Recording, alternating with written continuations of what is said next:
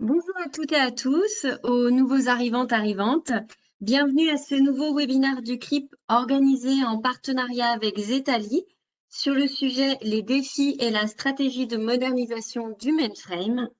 Aujourd'hui, nous serons en compagnie de Marc Béchy, directeur Sales et Marketing, de Bruno Infray, Senior Account Manager, tous deux de chez Zetali. Nous aurons également avec nous Stéphane Rousset, Mainframe Manager chez Orange, et Olivier Dersch, membre du CRIP. N'hésitez pas à poser vos questions dans le chat. Nous y répondrons dans la mesure du possible tout au long de la présentation ou en fin de présentation. Et nous vous souhaitons un très bon webinaire. Et je laisse la parole à Olivier. Bonjour à tous. Alors écoutez, je suis Olivier Dersch, je suis délégué technique du CRIP et je suis très heureux de faire l'introduction de ce webinaire au sujet donc de les défis et les stratégies de modernisation du mainframe. Donc compte tenu de l'auditoire, je pense que je ne vais pas vous apprendre grand-chose dans cette courte introduction parce que finalement ce que je vais faire, c'est je vais juste rappeler ce sur quoi tout le monde s'accorde aujourd'hui, à savoir que le mainframe, c'est un asset stratégique pour ceux qui l'utilisent et qui va probablement exister encore longtemps. Alors, au travers des discussions que j'ai pu avoir avec les uns et les autres, longtemps, ça veut dire quoi? Ça veut dire que probablement dans sa forme actuelle, le mainframe, il reste dans l'écosystème 10, les 10, les 15, voire même les 20 prochaines années. Et donc, compte tenu de ce qui se passe en termes d'évolution sur les systèmes d'information, évolution et exigence sur les infrastructures, l'avenir du mainframe, finalement, elle nécessite l'adoption de nouvelles méthodes et une stratégie de modernisation. Donc, la projection de ce mainframe dans ces roadmaps d'évolution pose un certain nombre de défis. Sur le slide numéro 2, sur le slide suivant, quels sont ces défis? Eh bien, d'abord, le mainframe, c'est souvent un poste visible dans le budget des DSI. Là, j'ai mis un chiffre, 12 millions d'euros par an en moyenne en France, ça peut être bien plus. Et ce qu'il faut peut-être remarquer, c'est qu'on pourrait imaginer que ces coûts se stabilisaient parce que pas grande évolution sur le paysage applicatif du mainframe.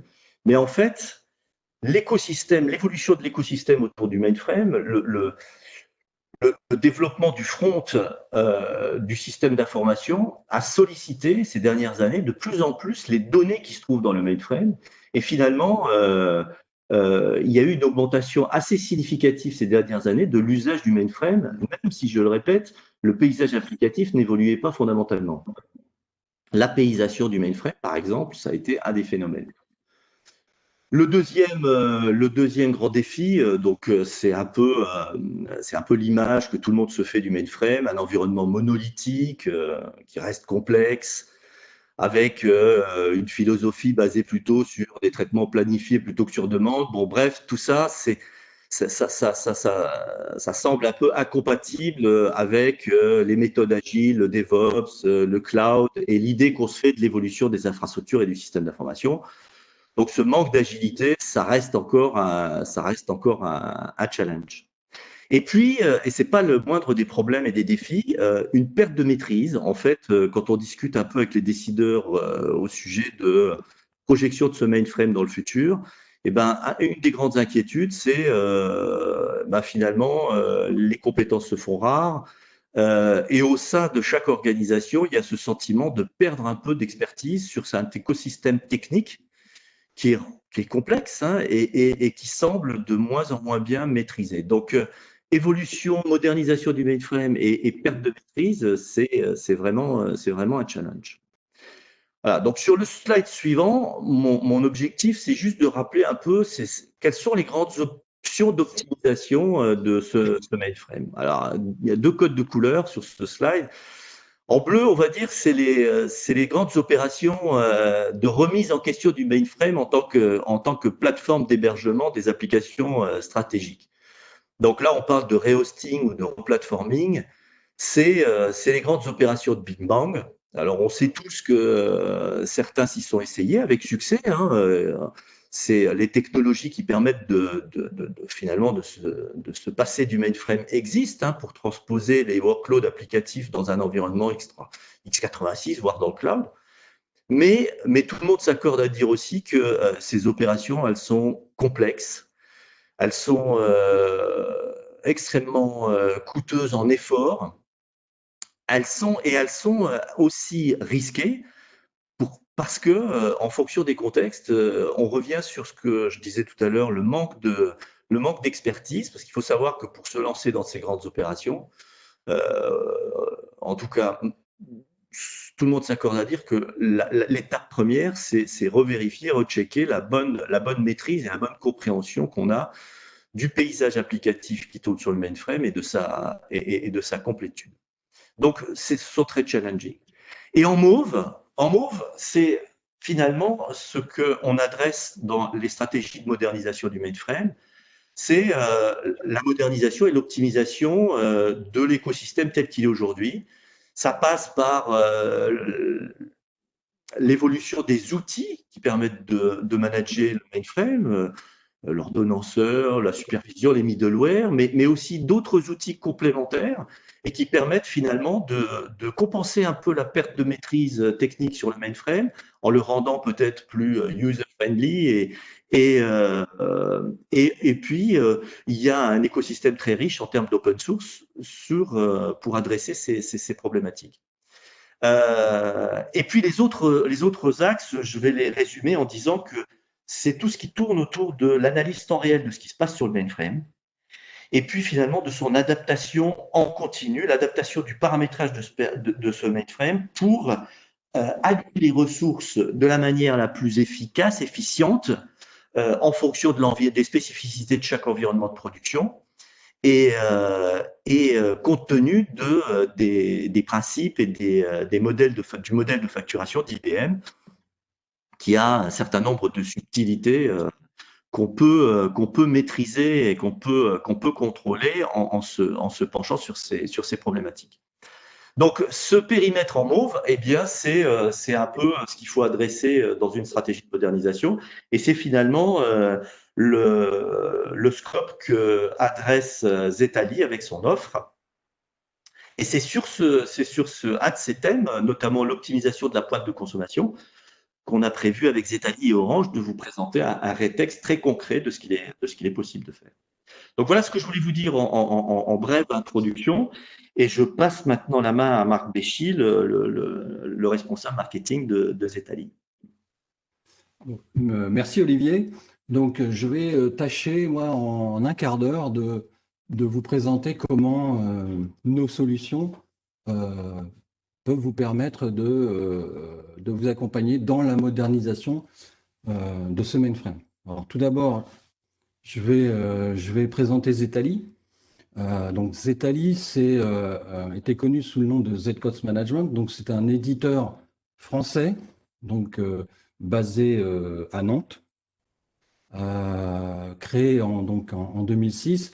Et j'ai pas peur de dire que Z-Cost à l'époque, maintenant Zetali, a créé donc un marché qui est le marché du contrôle des coûts logiciels du mainframe, avec donc un premier client en 2007, qui est toujours client aujourd'hui, donc autour de la solution Auto Soft Capping. En 2010, toujours Z-Cost, dans son optique de gestion des coûts logiciels, propose une solution de simulation et de planification des coûts, donc pour faire gérer la planification de vos coûts, donc en 2010. Et en 2019, donc là, après avoir mûri sa réflexion depuis c'était 2016, donc 10 ans après la création, la création d'une solution intégrée pour la gestion opérationnelle du mainframe autour d'un nouveau nom qui est Zetali et qui est le nouveau nom commercial de l'entreprise. Donc aujourd'hui, nous avons donc plus de 60 clients en production avec des clients fidèles puisqu'on a des taux de renouvellement de maintenance de 94%.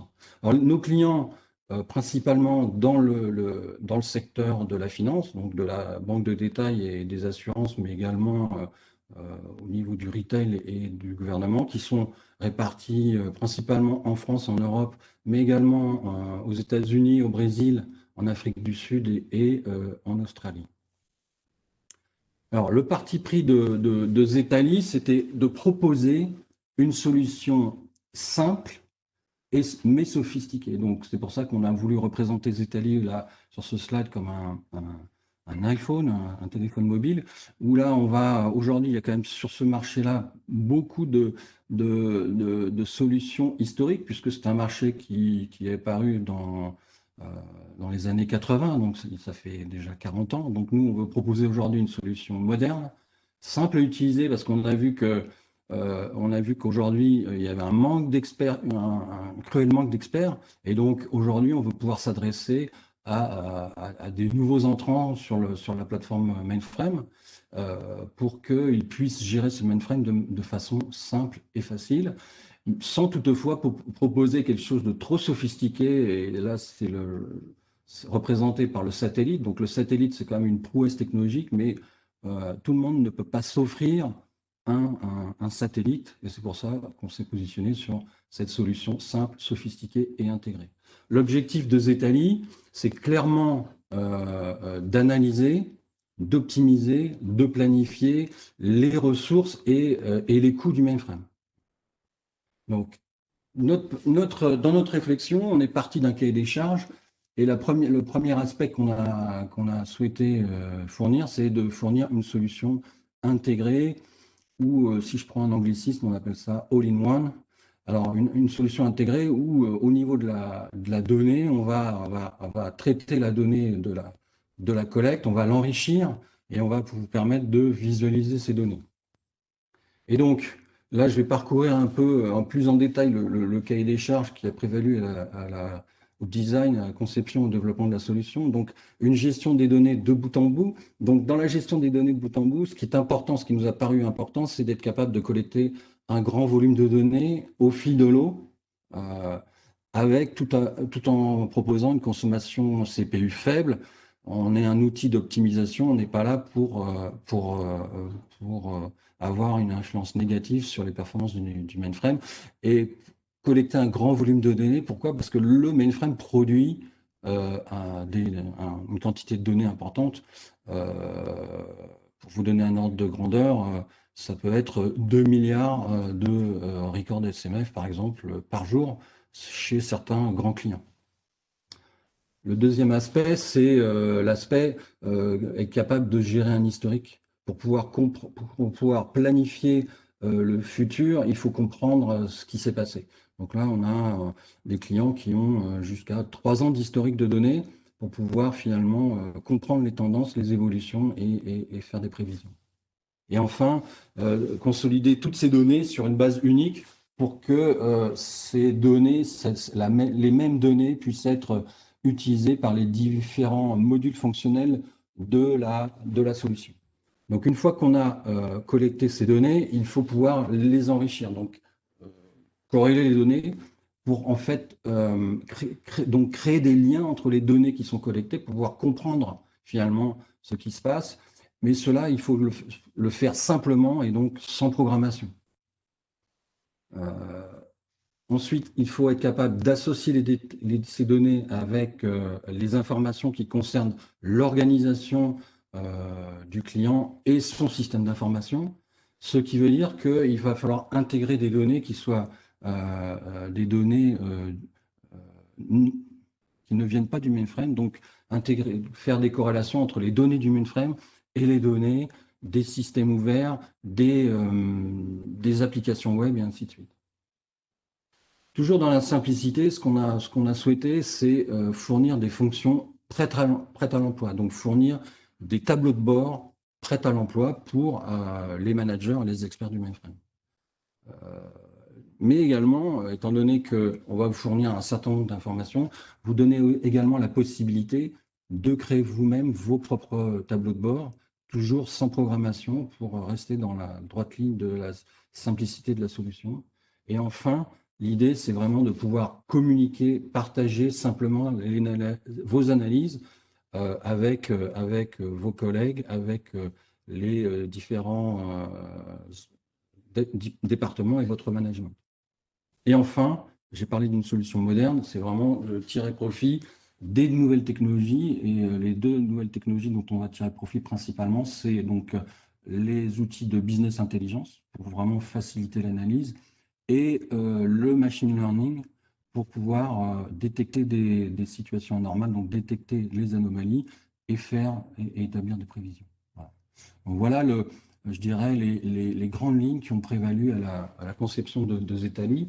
Alors, à qui s'adresse-t-on? Bien, vous l'avez compris, nous sommes des mainframers, donc nous nous adressons aux mainframers, donc aux experts techniques, aux ingénieurs système, aux responsables de sous-systèmes, aux responsables de la métrologie, de la gestion des capacités, aux patrons des plateformes mainframe, aux patrons des infrastructures et de la production informatique.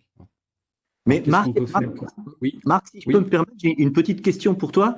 Là, tu dis que tu oui. t'adresses aux experts du mainframe. Est-ce que tout cet outillage qui est conçu pour être simple et user-friendly permet finalement à des non-initiés ou des experts moins pointus de faire justement de faire des choses qui étaient relativement complexes et donc de pallier en quelque sorte un peu cette expertise qui peut faire défaut quelquefois? Alors, l'intérêt de la solution, c'est qu'effectivement, on va s'adresser à différents niveaux à différents rôles. Donc, au niveau des rôles de management, et là je parle, ça peut être des rôles de management non informatiques, ça va permettre à ces personnes de détecter des problèmes, notamment par exemple des consommations logicielles, des coûts logiciels inhabituels sont des choses qu'on va suivre. Et donc, ça va permettre effectivement aux gens qui sont responsables de la gestion des coûts logiciels d'alerter les experts pour leur demander d'investiguer pourquoi nous avons une consommation logicielle qui est un coût logiciel qui est anormal. Ça, c'est le premier point. Donc, permettre à des gens, donner des informations de haut niveau qui vont permettre d'alerter des responsables qui vont solliciter des experts pour diagnostiquer les problèmes. Ça, c'est un premier point. Deuxième point, étant donné qu'on s'adresse à des gens, qu'on a une optique assez simple, c'est on va permettre à des gens qui sont débutants, mais il va falloir quand même connaître le mainframe pour pouvoir utiliser notre logiciel. Donc des gens qui ne sont pas qui ont peu d'expérience, qui sortent d'université, qui sortent de pouvoir utiliser notre logiciel et finalement faire un premier diagnostic. Après, le système reste complexe. On va pouvoir détecter des anomalies. Après, il va falloir investiguer et peut-être à un moment donné, il faudra des experts. Mais l'accès à l'information sera largement simplifié et je dirais en day-to-day, des jeunes ingénieurs pourront utiliser notre logiciel. Il n'y a pas besoin d'être un grand expert pour ça. C'est vraiment. Voilà. Est-ce que j'ai répondu à la question? Oui, oui, parfaitement. OK. Ensuite, pourquoi faire? Eh bien, là, j'ai pris quelques exemples qui viennent de clients. Donc, le suivi de la consommation d'une nouvelle version applicative. Et dans ce cas, le client s'est aperçu que la nouvelle version consommait autant que la précédente, alors qu'elle avait été développée pour consommer moins. Ne plus passer des jours à préparer le reporting mensuel, parce que là, c'est vraiment un souci, surtout que finalement, on a souvent des demandes qui sont, on est obligé à chaque fois de développer du reporting ad hoc. Donc là, ça va simplifier, donc ne plus passer du temps à faire des extracts d'Excel, des pivot tables et j'en passe et des meilleurs. Puisqu'on partage la même information, bien être capable de mieux travailler en équipe pour faire du diagnostic de problèmes. Et là, effectivement, peut-être avec des gens qui ont moins d'expertise. Un souci dont tu as parlé, Olivier, c'était le TCO le TCO de la plateforme mainframe. L'idée, là, c'est vraiment de fournir des éléments pour comprendre qu'est-ce qu'on produit, avec quelles ressources et à quel coût. Et donc, aider les organisations à étayer des dossiers d'investissement de la plateforme mainframe. Et enfin, j'en ai parlé également tout à l'heure, comprendre l'impact de nouvelles applications web sur le mainframe. Donc là, c'est une banque publique dont le gouvernement a demandé d'héberger des applications de gestion de titres de transport de service public. Ils ont accepté parce qu'en fait, ils se sont aperçus que les utilisateurs des transports publics étaient des jeunes, et ils se sont dit, si on héberge cette application, on va pouvoir finalement capter une nouvelle clientèle. Et donc, l'idée avec Zetali, c'est vraiment de comprendre l'activité de ces nouvelles applications web de gestion des titres de transport sur l'activité du mainframe et faire le lien. Voilà.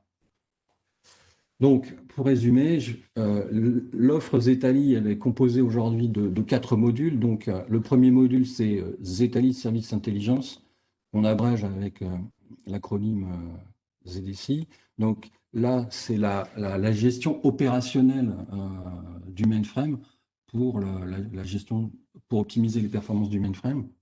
Le deuxième module, c'est Zetali Cost Control, dit ZCC, qui va vous permettre de contrôler l'impact financier de votre mainframe. Le troisième module, c'est Zetali Resource Planning, qui va vous permettre finalement de planifier et simuler les ressources et les coûts du mainframe. Et enfin, le module historique, qui a été rebaptisé Zetali Automated Capacity, qui va vous permettre d'optimiser votre facture MLC et vos niveaux de service tout en utilisant du machine learning. Voilà. J'en ai terminé. Donc, je vais passer la parole à Stéphane. D'accord. J'aurais peut-être une pardon. question, Marc, avant qu'on passe au rétex. Là, sur le module contrôler l'impact financier du mainframe, on sait que le modèle de facturation d'IBM évolue. Comment Zetali prend en compte la problématique? Est-ce que c'est un challenge, un problème? Au niveau de ce module-là, on a en fait intégré l'ensemble des modèles de facturation que propose aujourd'hui IBM, que ce soit le modèle historique AWLC avec ses modèles secondaires comme le Mobile Workload Pricing ou le Country Multiplex Pricing. Mais on intègre aussi les nouveaux pricing, Enterprise Consumption pour la production et Devantest pour les environnements hors prod. Et là, donc on va être capable donc, de récolter l'ensemble des informations de consommation des logiciels en fonction du type de facturation que le client a choisi. Et à partir de là, on peut, une première chose, c'est effectivement comprendre qui sont les contributeurs sur ces coûts et ensuite faire l'analyse de ces contributeurs au niveau de Zetali Service Intelligence. Après, ce module va également vous permettre de faire la gestion de budget, de la refacturation et également de la simulation des différents pricing et de voir quel serait l'impact si vous êtes en AWLC, quel serait l'avantage de passer en Country Multiplex Pricing ou quels seraient les coûts si vous passiez en TFP, Enterprise Consumption Pricing et Devantest. Donc là, il y a plusieurs aspects. Après, au niveau de la politique de facturation d'IBM, aujourd'hui, le modèle historique était un modèle qui était basé sur une facturation du pic de consommation. Et là, qui prévoyait des mécanismes de contrôle des coûts, basiques, existants, et c'est à partir de ces mécaniques de contrôle des coûts que nous avons développé ASC, donc Zetali Automated Capacity. Dans le nouveau modèle de pricing TFP, il n'y a plus de mécanisme de contrôle des coûts puisque vous êtes facturé à la consommation ou à l'engagement que vous prenez vis-à-vis d'IBM sur une consommation annuelle. Donc là, l'intérêt, c'est vraiment d'être capable de comprendre qui consomme quoi et derrière d'optimiser ces consommations, ces contributeurs de consommation. Voilà. Est-ce que tu irais jusqu'à dire que ce nouveau modèle, il est encore plus subtil que l'autre et qu'il légitime encore davantage l'utilisation de ce type d'outil? Plus subtil, il est. Alors, je ne dirais pas ça, je dirais qu'il est beaucoup plus simple dans le modèle de prix TFP est beaucoup plus simple dans sa conception, puisque vous payez en fonction de ce que vous consommez. Donc, c'est un modèle assez simple qu'on connaît tous, c'est le modèle de la facture d'électricité, hein, c'est clair. En revanche, il va falloir comprendre finement, et c'est là la subtilité, je dirais, qui consomme et comment je peux optimiser mes consommations. Et là ça va être un travail de tous les jours d'optimiser les consommations. Alors que quand vous êtes sur une consommation qui est facturée sur une période de temps qui est une pointe, là, vous pouvez vous focaliser sur qui contribue à cette consommation sur cette pointe ou sur les pointes qui seront les pointes secondaires si je suis capable d'éliminer ma pointe primaire. Voilà. Donc, je dirais, dans le concept, le pricing est beaucoup plus simple. Dans l'optimisation du coût, c'est plus compliqué. Oui, c'est clair. Alors, on a une question, je te la restitue telle quelle, c'est avez-vous intégré aussi le TFP, Tailor Fit Pricing, et le FSI, Flexible System Infrastructure pour le matériel? Non, non. Pour l'instant, on est sur les logiciels. Donc, le TFP pour. Alors, moi, j'ignorais honnêtement, là, je fais un aveu total d'ignorance. J'ignorais que le TFP concernait le matériel. Mais aujourd'hui, donc, nous, ce qu'on propose, c'est le TFP pour les logiciels. Mais bon, c'est une bonne info. Et je sais qu'IBM travaille sur proposer un coût hardware en fonction de la consommation. Donc ça, je sais qu'on a eu des échanges avec IBM et je sais qu'ils travaillent là-dessus. Maintenant, pour l'instant, nous, on n'a pas encore travaillé là-dessus. Et le FSI, j'avoue mon ignorance totale. Bon, je propose de passer sur le RETEX et de refaire une session. Merci pour ces questions. Donc Stéphane, je te laisse la parole et je me charge du changement de slide, donc j'espère que je serai on time. Oui, merci Marc. Oui, donc Stéphane Rousset, je suis responsable des équipes mainframe au sein d'Orange France. Enfin, c'est un pôle de compétences maintenant que l'on a créé, qui regroupe l'ensemble des compétences qui travaillent sur le mainframe chez Orange. Donc ça va de la production, des ingénieurs de production, à toute la gestion de l'applicatif, mais également dans la même équipe toutes les compétences techniques, donc les ingénieurs système, réseau, sécurité, ainsi que les équipes des BDC. Donc je vais peut-être rappeler rapidement tout d'abord le contexte du mainframe chez Orange. Donc il est constitué de 2 serveurs Z14 qui sont hébergés dans nos data centers Orange. Il s'agit de mainframe de puissance moyenne puisqu'on a 751 MSU. Ils hébergent des applications historiques au nombre de 35 qui sont stratégiques pour le business d'Orange France, comme beaucoup d'applications mainframe. Nous avons 2 grands domaines fonctionnels qui s'exécutent sur ces plateformes. Tout d'abord, on retrouve le référentiel client pour les offres Home. Alors, quand on parle de Home, on parle des services et des offres qui sont accessibles par la prise murale téléphonique de nos clients.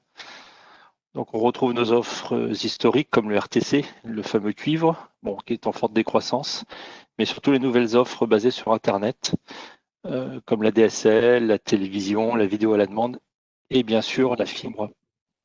Ce référentiel est accessible par l'ensemble de nos canaux de distribution, donc doit être accessible en 24/7. Alors soit en interne avec les boutiques Orange ainsi que les boutiques de nos partenaires, soit en externe pour nos clients via Internet ou leurs applications mobiles.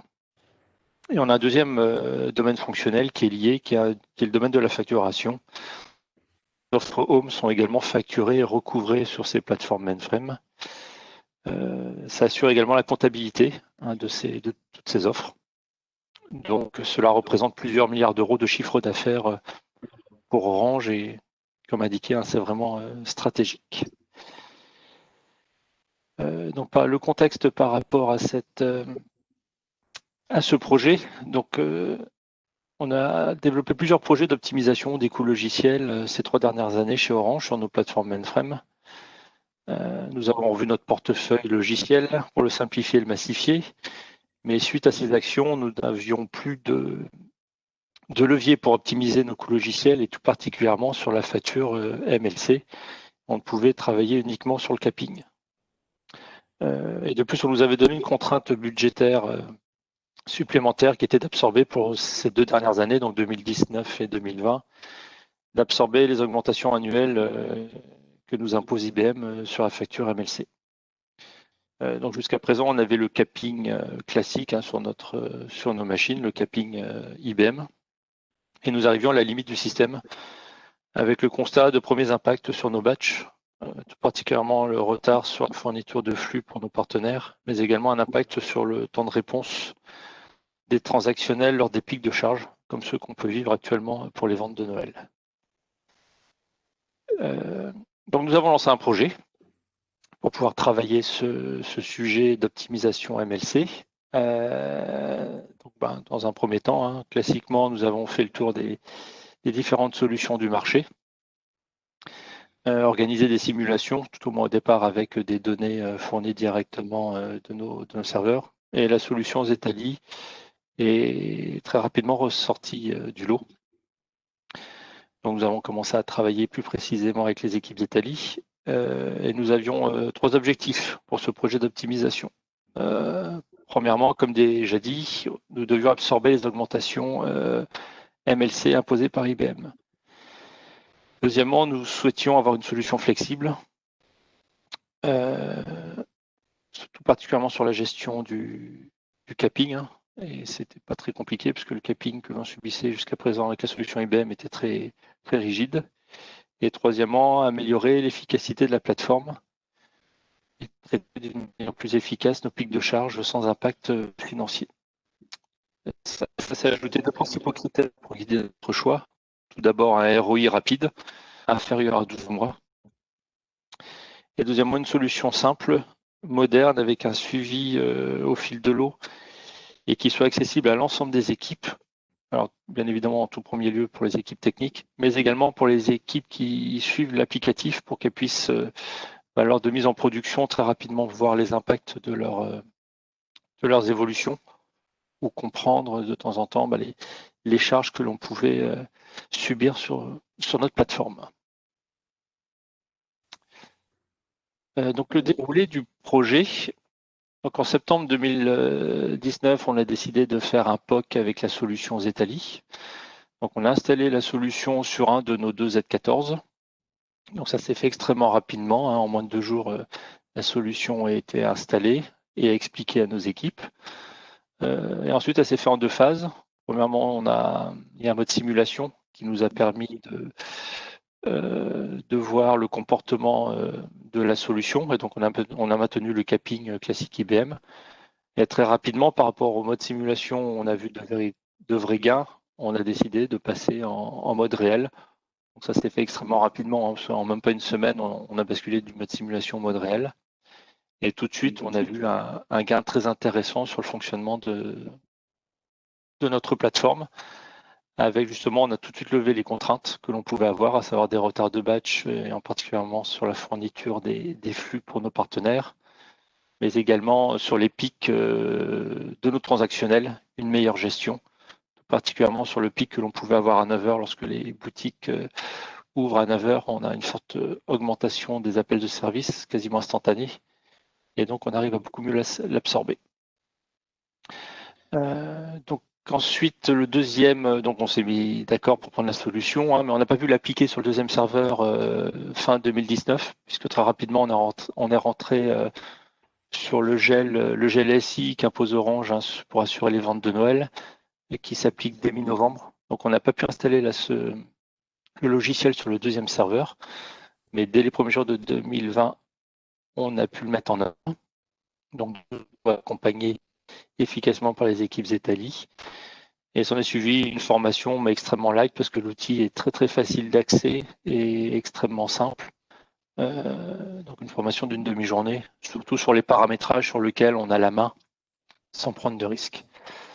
Et donc globalement, les gains ont été visibles instantanément, puisqu'on a pu réussir à maintenir notre capping sur l'année 2019 et 2020.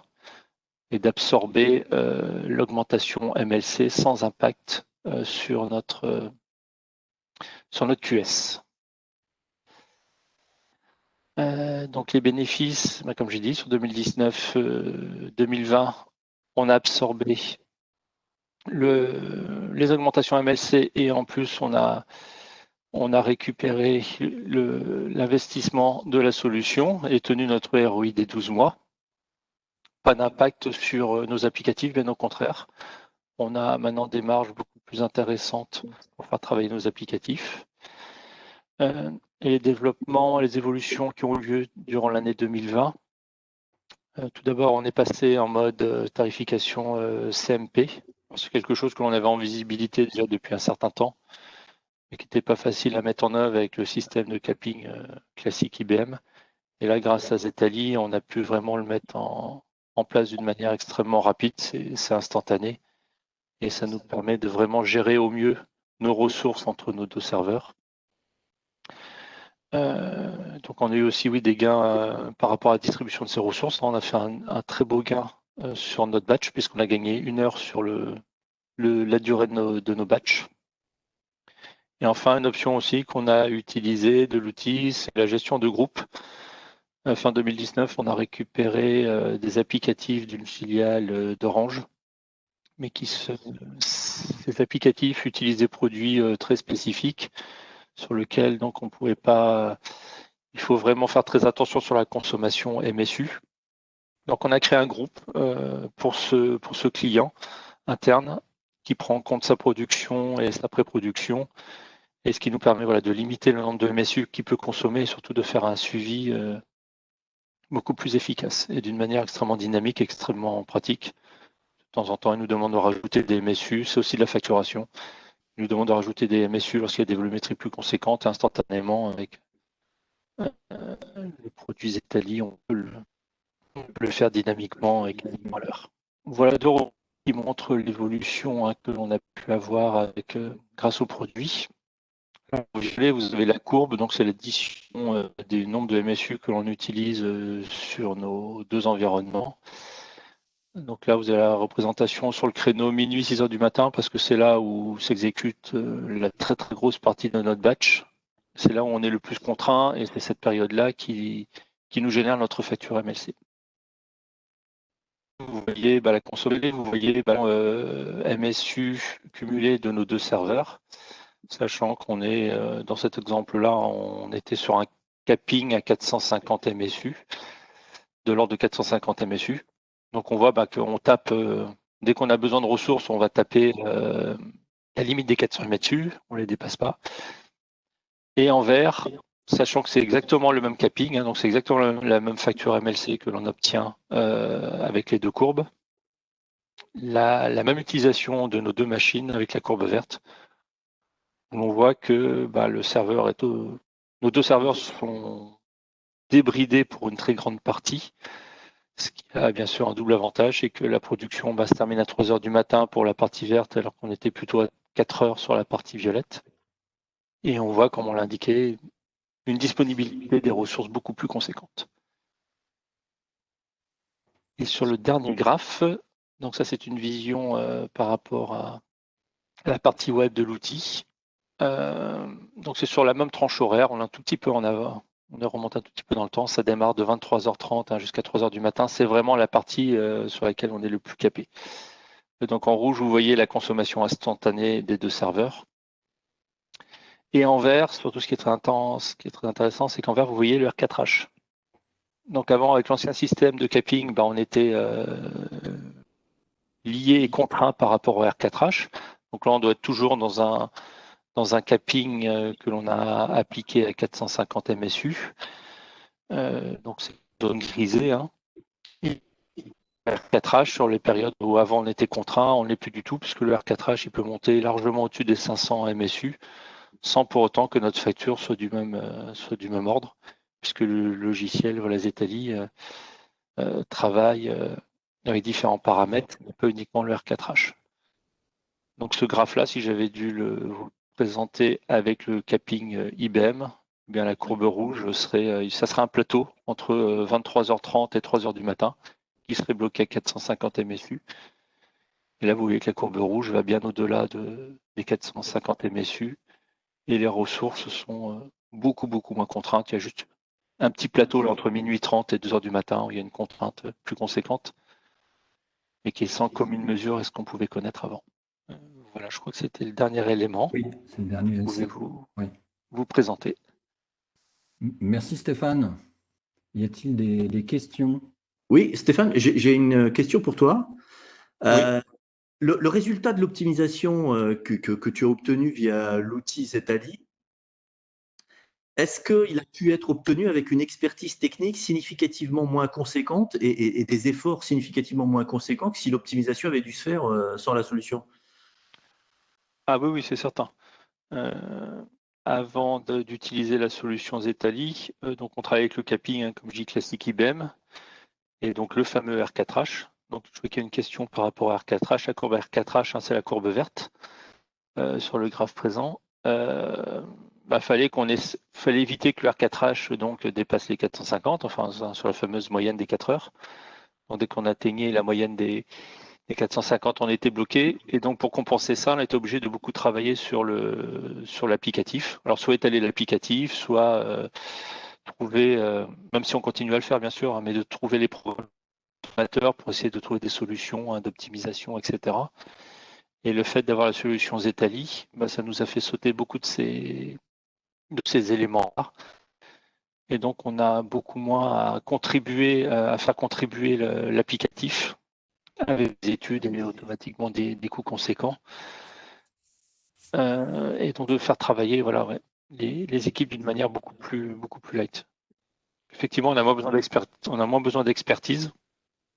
En plus, comme je vous dis, là, les graphes là, que vous pouvez voir apparaître sont extrêmement simples à comprendre. Et ça nécessite beaucoup moins d'études avec nos métiers.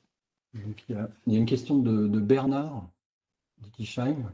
Donc, avez-vous un rétexte à nous partager sur les autres outils de Zetali? Pas pour le moment, mais on y travaille. Voilà. L'idée pour avoir un rétexte, c'est effectivement d'avoir des clients qui acceptent de partager leur expérience. Et moi, j'ai une question encore une fois pour toi, Stéphane. Et donc, le nouveau modèle de facturation d'IBM, qu'est-ce que ça change là par rapport au travail qui a été fait? Alors nous, on n'a pas pris les tout derniers modèles de facturation. On est juste passé à une tarification CMP. Ce que le produit nous a permis de faire, sinon comme je dis, ça aurait été très compliqué de mettre en œuvre. Mais rien que le fait de passer en tarification CMP et la gestion de l'outil, donc des ressources des deux machines, ça a été très efficace. Donc pour vous donner un ordre d'idée, par exemple, l'augmentation MLC de 2021, on va pouvoir de nouveau l'absorber grâce à l'outil. On va pouvoir faire 3 années à coût constant MLC grâce à l'outil. Alors je vois qu'il y a une question concernant les workloads, alors que là les workloads, donc c'est du batch. Ce sont tous les batchs de facturation des deux gros domaines fonctionnels dont je vous ai parlé, la gestion client.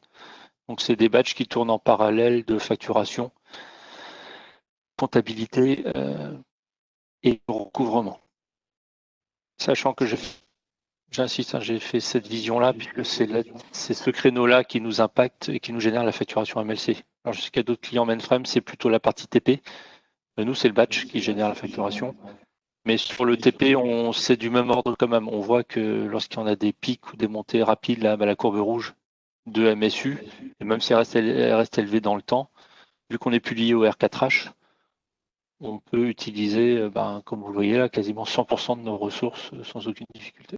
Marc, peut-être une question pour toi. Et bon, on voit que tout ce programme d'optimisation, c'est un ensemble de problématiques, de processus complexes. Comment vous procédez pour analyser, collecter les besoins et les problématiques dont les utilisateurs font face, auxquels les utilisateurs font face, et comment vous travaillez un peu avec les utilisateurs du mainframe pour continuer ou co-développer ces outils? On a la chance d'avoir, que ce soit en France ou au Brésil, parce que c'est là où on a nos deux gros marchés, on a la chance d'avoir des liens forts avec des clients et qui nous permettent finalement de comprendre leurs besoins et à partir de ces besoins, on va développer nos solutions. Donc, on a dit au départ qu'on était donc des mainframers, donc on a une expertise mainframe au sein de Zetali, mais aujourd'hui, nous, ce qu'on cherche, c'est effectivement comprendre finement les problématiques de chaque client, et chaque organisation elle, quand même a des besoins spécifiques, au-delà des besoins génériques, et nous, on travaille en collaboration avec un certain nombre de clients français et brésiliens pour pouvoir développer nos solutions. D'accord. Et vous animez un club d'utilisateurs, c'est ça? Alors, on souhaite, non, aujourd'hui, le club utilisateur n'existe pas encore, mais on va développer un club utilisateur parce que ce qu'on souhaite, c'est qu'on a vu que dans la solution, le développement de tableau de bord pouvait se faire facilement. Nous, ce qu'on souhaite et ce que certains de nos prospects nous ont demandé, c'est effectivement de créer un club utilisateur pour que nous puissions partager tous ensemble les différents développements de tableaux de bord, et que un tableau de bord développé par une organisation puisse bénéficier à une autre organisation et vice-versa. Donc du coup, on va lancer ce projet dès 2021 pour mettre en place une plateforme pouvant accueillir les différents développements, enfin, customisations faites par nos différents prospects et clients. Voilà. D'accord. On veut développer une communauté Zetali. D'accord. Je crois qu'on a une question un peu technique là, si tu veux la reprendre. Le software capping IBM, on ne peut pas avoir de recouvrement dans les groupes sur les LPAR. Est-ce que Zetali est capable de faire des recouvrements sur les logiciels et LPAR? Avoir par exemple un groupe par logiciel.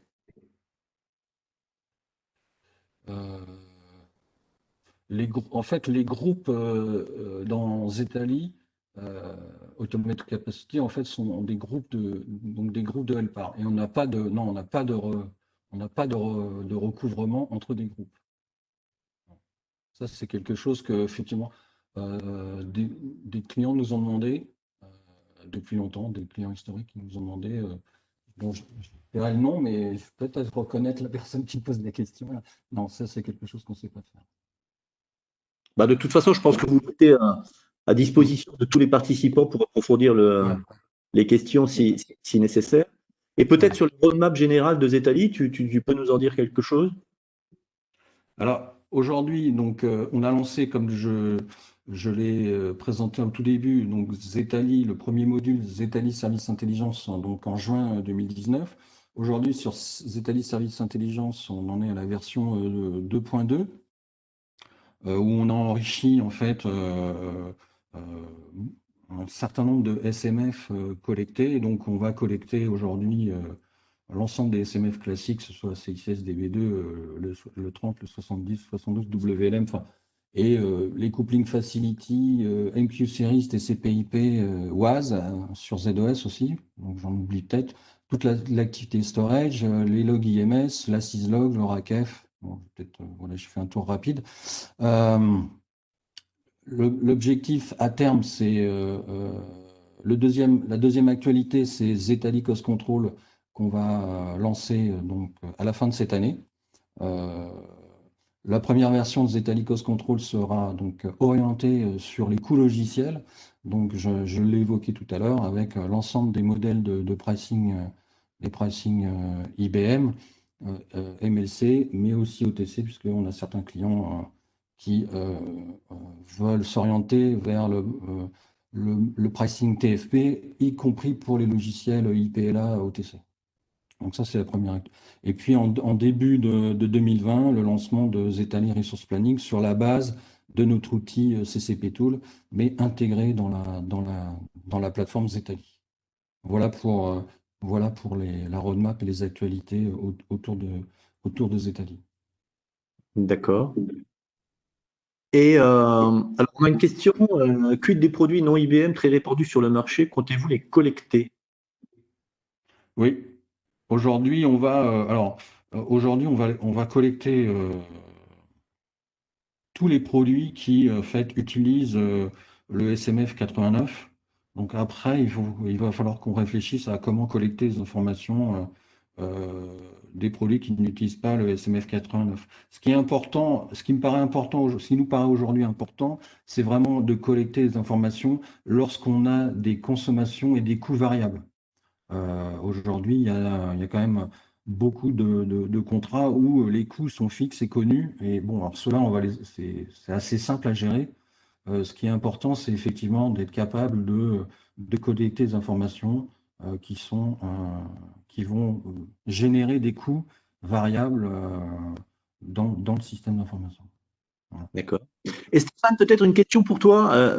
Au-delà de ce que tu nous as dit en termes d'optimisation, sur ta stratégie de modernisation du mainframe, tu peux nous donner quelques éléments sur ce que tu prévois? Oui. Donc on avait une première phase. De toute façon, le mainframe était en danger chez Orange. Donc si on ne faisait pas toutes ces optimisations financières qui sont conséquentes, parce que le coût de la plateforme, on l'a baissé de 30% là, ces 2 dernières années. Le mainframe était en fort danger. Si, comme tu l'as dit, le mainframe ne sont jamais simples, mais bon quand même. Donc voilà, ça a été le premier sujet, l'optimisation financière de la plateforme. Maintenant, au niveau de la modernisation, c'est effectivement utiliser des outils, parce qu'on voit que les ressources ne sont pas simples à trouver. C'est utiliser des outils plus simples de suivi et de gestion de la plateforme. Donc on va très certainement faire aussi un POC avec d'autres solutions là, de Zetali durant l'année 2021. Et c'est aussi toute la modernisation des environnements de développement et de la gestion du développement, avec l'intégration de solutions là qu'a pu développer IBM ces dernières années, le produit Zoe, et modernisation de toute la partie développement avec l'utilisation de maximum d'outils standards, comme par exemple Visual Studio Code, et puis l'intégration continue avec Ansible, Jenkins, entre autres. Ce qui nous permettra aussi de pouvoir attirer de jeunes ressources plus facilement. Ouais. Ou par exemple, on a un projet de migration de notre référentiel sur Git, pour que là aussi, c'est devenu le standard, que le mainframe rentre au maximum dans le standard. Oui, parce que finalement, IBM propose aussi un certain nombre d'axes de modernisation qui rendent le mainframe un peu plus compatible avec les enjeux dont je parlais en préambule. Ah oui, tout à fait, leur solution, la Zoe, qui est très récente, mais effectivement, elle permet même de pouvoir faire travailler des non-initiés au mainframe, de pouvoir tout au moins interagir avec le mainframe sans connaître véritablement le mainframe. Donc c'est vraiment des solutions que l'on travaille avec IBM, que l'on teste avec IBM.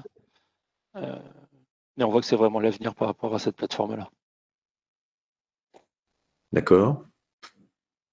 Eh bien, Marc, je crois que tu vas avoir le mot de la fin, puisqu'il nous reste plus que 3 ou 4 minutes. Une remarque là qu'a envoyé Léa. Le SMF 89, c'est pour le pricing, pour les données métrologiques. Il y a des records spécifiques à mapper. Oui, tout à fait. Donc là, par exemple, là, vous voyez sur l'écran tableau de bord pour la partie production informatique, où vous voyez l'activité de TP, l'activité batch. Et en dessous, on verra les temps, donc les CPU time de ces deux types d'activités pour le jour et la nuit, et également la qualité de la production avec le nombre d'abend. Et tout ça, on ne peut le visualiser qu'à partir du moment où on collecte toutes les informations des SMF qui vont bien, que ce soit le SMF 110 pour CICS, le 30 pour les batchs, enfin, vous voyez, donc, et les 101 pour les DB2 et ainsi de suite. Voilà. Donc effectivement, il y a toute une liste de SMF que l'on collecte pour la partie purement métrologie. Voilà. J'espère avoir répondu à cette remarque. Très bien. Et alors, Zetali, comment vous voyez l'avenir du mainframe?